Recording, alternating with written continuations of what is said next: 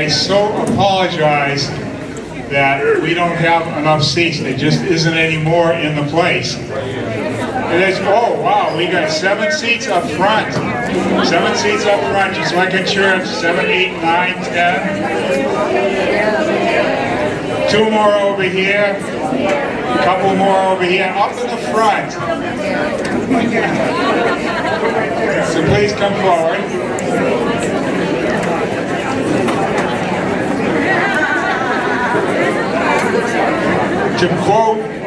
To quote my grandson, OMG. Wow.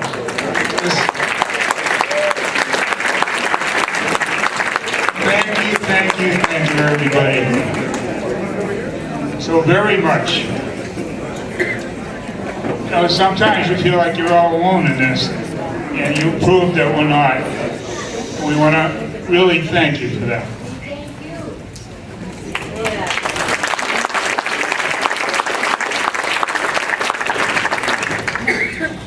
Just to review the program we have here tonight, we have some wonderful speakers that are going to be introduced to you as they come up. And at the end of each of the speakers' time up here, there will be some time for questions and answers. And we'll have somebody running around with this microphone that John Tian has so generously set up for us so that everybody can hear what your questions are. Okay? Then after the speakers program and the questions and answers, we want to talk a little bit about getting involved, because we're at the point now where it isn't just putting out the information, but we got to get out and talk to people. And it's so very important. And what we're all about is neighbor to neighbor. Not hired guns going around and canvassing the neighborhood and ticking people off. But we're asking for help to go neighbor to neighbor in the neighborhoods and talk to voters. And there's many other ways to help. And at the end of the speakers program, we're going to explain how you can get involved with that.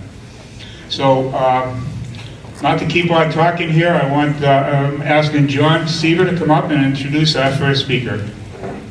Thank you, Steve. I'm John Seaver, for those of you who don't know me, and I'm the other co-chairman of Casino Free Milford. We have 4 speakers this evening, and all very interesting speakers, and it's my honor to introduce our first speaker. He has a long and distinguished career in public service in Milford. He's been a selectman. He served for 9 years on the Milford School Committee and as chairman, and he's rounding up his 6th year as our state representative. Join me in welcoming and thanking John Fernandes for coming.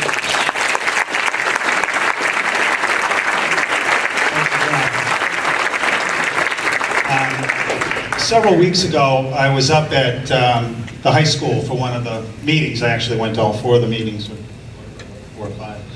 And as I was leaving the meeting, Steve and 8 or 9 people were out in the corridor, and we engaged in some question and answers about the process, how we came to be where we are in Massachusetts, and some questions about the process as it moves forward through the community and on into potentially a review by the Gaming Commission of an application here in Milford.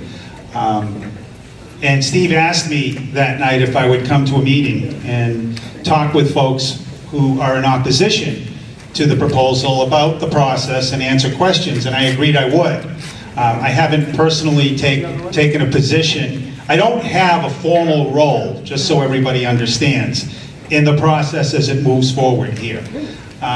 We did our work in the legislature, and this was an issue when Marie served before me, and it was an issue from the day I walked through the door as to whether we were going to have gaming in Massachusetts, and if so, under what terms and conditions. And we spent many years working on what was finally the bill that came out of the legislature, which I would like to think really does reflect the best of what people have adopted in practices around the country and even around the world in terms of how to introduce gaming into a state and into a community. And one of the things that concerned me greatly, or a few of the things that concerned me greatly in that process, even before Milford was considered to be a potential gaming location, was an interest in protecting local control over the process, such that the state would not dictate to a local community that a casino would be located within it. And to that end, it was important that, one, there be an ability to negotiate what the terms and conditions of a location would be. Two, that there would be a tripwire of a referendum in any community so that no group of elected officials who happen to be serving at that particular time would make such a dramatic decision on their own that would affect the whole community, but that there would be a process where there would be a referendum. That was an absolute. And then finally, that if it ever made its way to the licensing process, that when it came back, the local planning process would still be protected.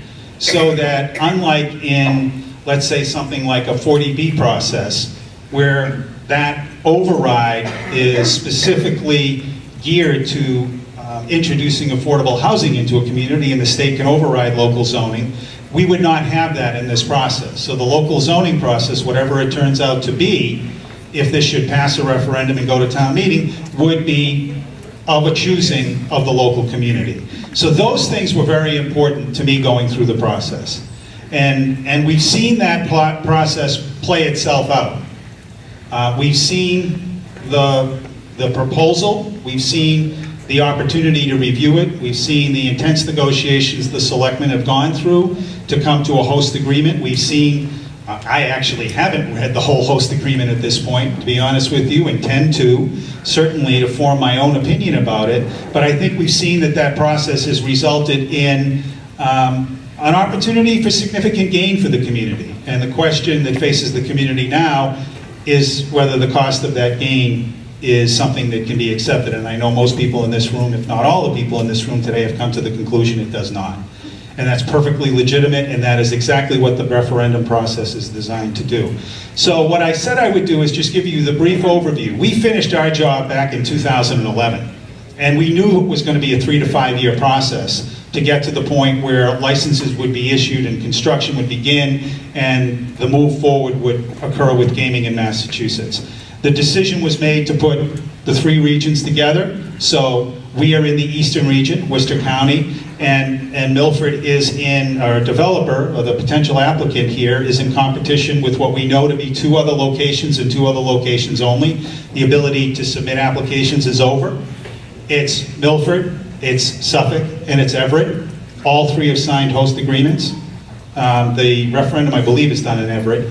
And Boston will need to move forward, and Milford will need to move forward. We put in that safeguard that a referendum could not take place sooner than 60 days after a host agreement was negotiated, so there'd be time for the local community residents to be able to review that agreement and make judgments about it.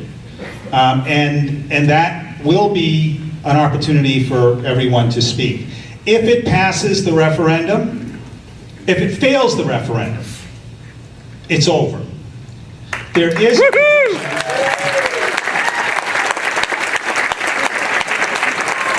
provision in the law for a second referendum opportunity, but it can't come sooner than 180 days after the first one. And as a practical matter, at that point in time, the ball game's over.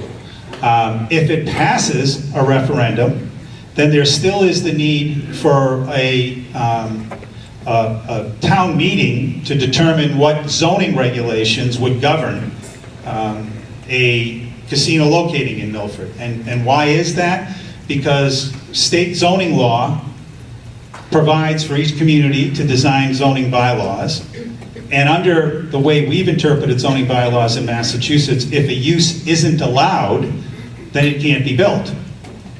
And so in order, since we did not foresee casinos when our zoning bylaws were passed, in order to create the opportunity for a casino in Milford, a zoning bylaw will have to be passed. And it'll have to be passed by a town meeting, and it'll have to be passed by a 2/3 vote, because that's required for town meeting action on zoning bylaws. So that'll have to come before the deadline for applications, which is going to be December 31st. So you understand, and if it fails the zoning, if it gets past a referendum and fails the zoning, as a practical matter, it is likely that the issue is over at that point. There is always the opportunity to try and come back on a zoning and get reconsideration, but as a practical matter, it is likely over at that point in time. Who knows what maneuvering might take place legally under any of those circumstances, but I think failure at the referendum or failure at the zoning level would end the process. If it passes both of those, then there is that site application that's due December 31st.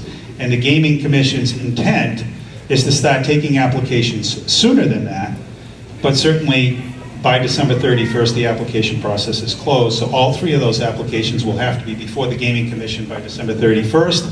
Their intent is to review all the applications they get from the eastern zone and the western zone. The southern zone, the third zone, and the casino allowed there is right now reserved to the tribe, and that is under negotiation. Actually, they may have come to the host, what would be the equivalency of the host agreement down there, the intergovernmental agreement. So it's really only the two licenses that are going to be under consideration right now, along with the slot parlor license.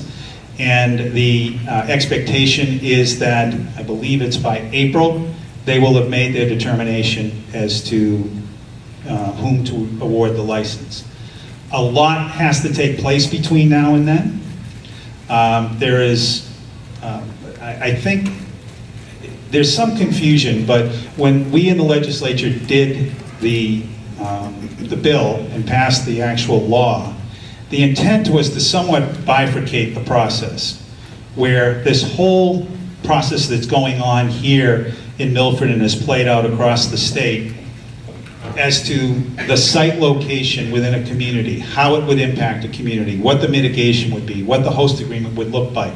That would be separate and apart from the way in which the Gaming Commission would actually review the qualifications and the suitability, as it's called, of the applicants themselves, and then ultimately, if the host agreement passed and was adopted by the community, get into that same proposal.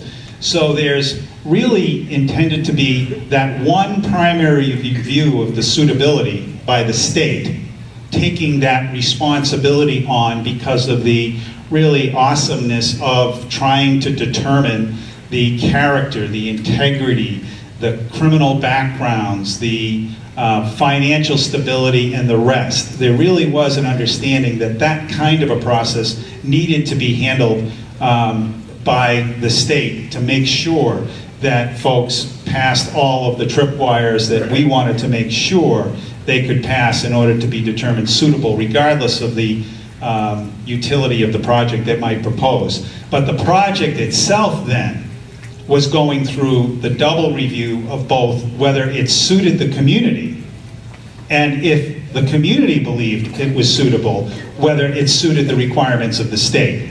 So you get a traffic review locally, and you get the MEPA review at the state level, which will also go through the traffic review. You get an environmental review locally, you'll get an environmental review at the state level. You will get a review of the economic viability of the project at the state level, the finances, who really has the ability to produce the most revenue for the Commonwealth, who's got the best design and what they think to be the best location and the best really creative way of bringing gaming into Massachusetts, the goal being to make sure this is done right. So there are criteria.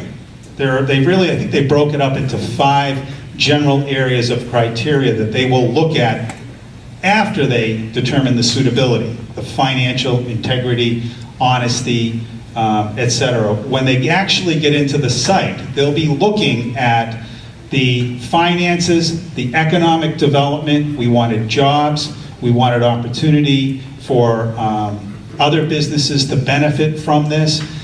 They will look at mitigation, which is how do we make sure we're not hurting our current businesses? How do we handle traffic? How do we handle water? How do we handle sewer? All of those things that you've heard about at the local level will be also reviewed at the state level against the criteria that they're going to have to review those things. How is the gaming impact, the dangers of addiction to gambling? How is that proposed to be handled? All of those things are going to get scrubbed up again at the state level in a very detailed way, and some of it by a third review at the federal level. For instance, what they want to do from a highway perspective up on 495 requires local, state, federal review process. So there are layers and layers of review that it will go through. The gaming application itself for phase 2, as they call it, which is the site application, if they should get through this process of a vote at the referendum and a vote at town meeting, that application is some 237 pages, and there are 56, 57 criteria set out in there. So it's a pretty extensive application process. And I want to make one last thing clear, and then I'll stop and open it up for questions. This is a non-political process. One of the questions that was asked of me when it was sent to me, I chuckle if you want, I will put it this way to you in terms of non-political. When people started saying to me when the legislation was passed, it's a done deal, it's going to Suffolk.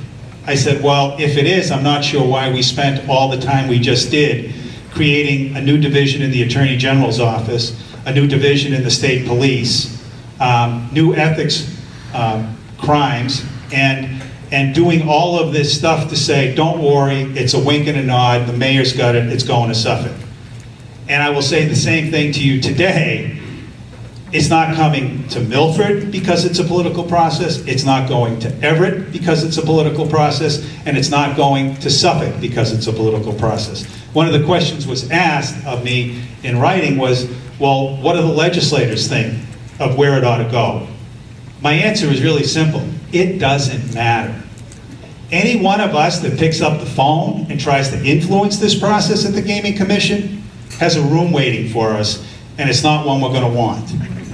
This is a very, very non-political process intended to make sure that the best people who are suitable get to run a casino in Massachusetts, and if nobody is, it won't happen. But you've got some pretty strong applicants who have run these around the country and around the world, so it's likely we're going to get a casino and two in Massachusetts. The question is who, and that's going to be determined by a process that is designed to make sure it's the right people in the right location, not because somebody in political office wanted it that way. So I'll stop there and see where we go.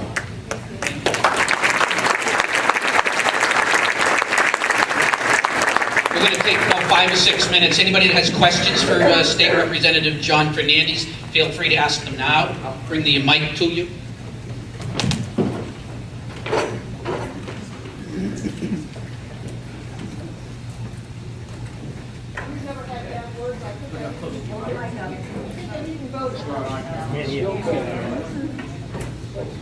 Hello? Hello? Is it, yeah, maybe stand over here. Is that better? Yeah. You have to stand close here.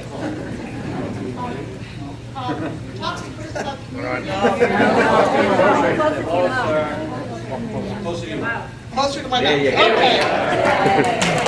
Spoke first about community and people participating in the process. I live in the unincorporated town of Braggville, which is right in the heart of where the casino is going to go. Half of Braggville, or the old Braggville, is in Holliston.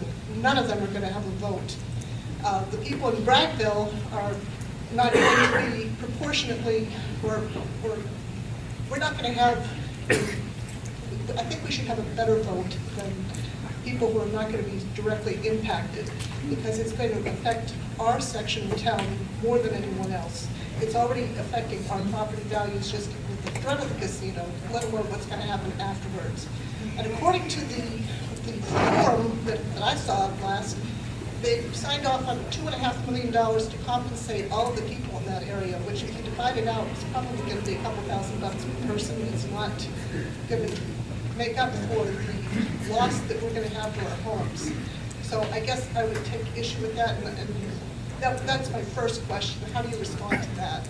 Well, the first thing I would tell you is that in terms of the surrounding communities, I didn't address that, but we put into this legislation something that's incredibly unique in Massachusetts, which is that surrounding communities have an opportunity to participate in this process, and that is not the Massachusetts model for real estate development. It is not the model that protects a host community of any business entity that wants to come in terms of process. The most that other communities have whenever any town or city wants to locate a business within its boundaries is through the state review process, the MEPA process and the like. That's pretty much where anybody gets an opportunity from a surrounding community to input. We didn't get a lot to say about the development that went up on South Street, and I live very close to that. We didn't get a lot to say about what was happening down in Bellingham. We didn't get a lot to say about what was happening in Franklin. So, quite frankly, the fact that we did what we did in that legislation that requires developers to go to surrounding communities and negotiate agreements with them, or in the absence of agreements creates an arbitration process for their mitigation concerns to be addressed, is unprecedented in Massachusetts history. And it's a significant step to make sure the regional concerns are addressed.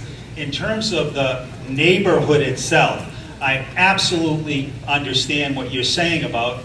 I watched the neighborhood I live in, to the extent it's a neighborhood in Upper Purchase Street, change when South Street became what it is. 600 acres of really untouched forest land and beautiful acreage disappeared. I couldn't do much about it. Your role here is to make sure others in the community understand the impact upon you and that you do get the opportunity to participate. I don't know of any forum where people in a neighborhood, in any development, have a larger say than the overall community, other than when zoning time comes, you get particular notice, you're allowed to participate, and you have greater standing on appeals under Massachusetts law if you're directly impacted. That's the opportunity that people have to participate in the process in that fashion. When it comes to traffic and crime, you're saying that it's a process. When they were looking at putting an apartment complex in, what we found is that they were using information that was incomplete because they only showed accidents that are actually reported. So all of the accidents and fatalities that have been in that stretch of road, there was a lot of missing information. So I would question that process. The same with crime. I don't know how they're going to fully address crime, especially in a town which has had a reputation of being the drug capital of the U.S., according to Johnny Carson. I would take some dispute to that. And if you don't can I just stop you? In terms of the process, what I'm trying to tell you about the process, I'm not complimenting or criticizing the results of the process. There was a certain period of time available to the people in the town of Milford to review this and make a decision about whether they felt they could get to an agreement that was good enough to put to the voters. That was the decision they made. Whatever problems we have with this, with the detail of the reviews, is something that should come out and be discussed openly and transparently through this electoral process moving forward with the referendum. And if we're not satisfied as a community, that's a voice that we have in that electoral process. Thank you, John. Thank you.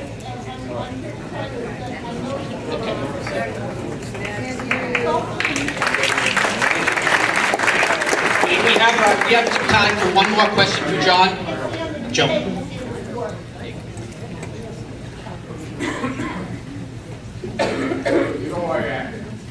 You live up on Purchase Street. Okay? Can you hear me? I do. I can. I live on Fountain Street. I don't need a mic.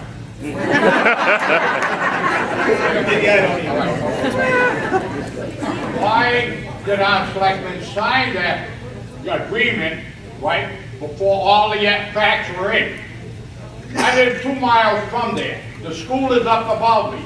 You have Highland Street, Congress Street, right? You have all the children that are all in that area. Who's going to look after them? That's what I want to know. Who's going to look after all these children? I have one up there. He can't even come across where the crosswalk was, where children crossed there. You're telling me the selectmen signed an agreement? For what? It's useless.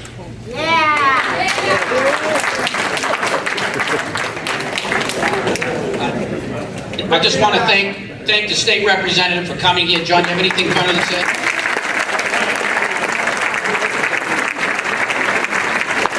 I want to be available as a resource to the community and to individual members of the community. So if you have questions and you're concerned about the process and you want to know how the process is going to work, please reach out. I'll be happy to answer questions. That wasn't a question, I can't answer it. So I'll be happy to answer questions that fall within the purview of my knowledge and my opinion and my ability to deal with them. I can't answer for others, and I'm not going to. And I'm not going to try. Look, I understand how passionate people are about this. It's acceptable. But this is democracy. This is what we do.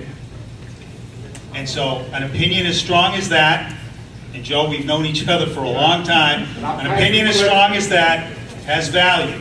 Right. As do the opinions of people who feel as strongly that it's the right thing for the community. Right. Let's process it through. Let's take a deep breath. Let's talk about the facts. Let's try and get a smart decision made by this community. That's what we do in a democratic society. Thank you for Let's move forward.